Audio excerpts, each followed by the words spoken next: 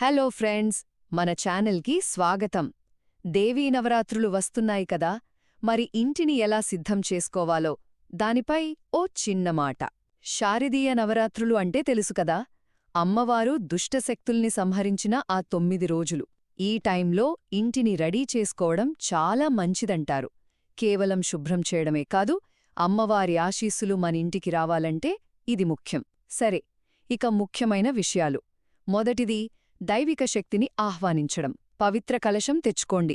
మట్టి, రాగి, వెండి, బంగారం ఏదైనా సరే. అది సకల దేవతల రూపం, ఆనందాన్నిస్తుంది. పూజగదిలో దుర్గాదేవి బొమ్మ లేదా ఫోటో పెట్టండి. దీనివల్ల ఇంట్లో పాజిటివ్ ఎనర్జీ పెరుగుతుంది, వాస్తు దోషాలు పోతాయి.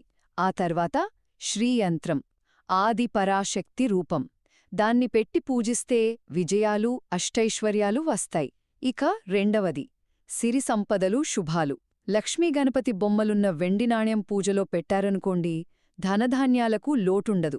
అలాగే తామర పువ్వు లక్ష్మీ, సరస్వతీదేవిలకు ఇష్టం కదా, ఆ పువ్వుగాని, దాని ఫోటోగాని తెచ్చుకుంటే అమ్మవారి దయ ఉంటుంది. ఇక సౌభాగ్యం కోసం షోడశ అలంకరణ సామాగ్రి అంటే పసుపు, కుంకుమలాంటి 16 వస్తువులు. అవి అమ్మవారికి పెడితే చాలా మంచిది. చివరగా మూడోది, శుద్ధి, సంసిద్ధత. నవరాత్రులు మొదలయ్యే ముందే ఇంట్లో పగిలిన అద్దాలు, చిట్లిన గిన్నెలు, పనిచేయని గడియారాలు, ఇలాంటి నెగిటివ్ ఎనర్జీ ఇచ్చేవి తీసేయండి. దేవుడి విగ్రహాలు విరిగినా, ఫోటోలు చిరిగినా పూజలో ఉంచొద్దు. వాటిని జాగ్రత్తగా నిమజ్జనం చేయాలి. మనం కూడా శుభ్రంగా ఉండాలి.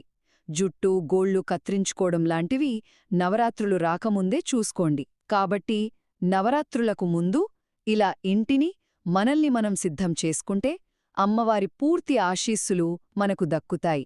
ఈ వీడియో నచ్చితే లైక్ చేసి షేర్ చేయండి. మన ఛానల్కి ఇప్పుడే సబ్స్క్రైబ్ చేసుకోండి.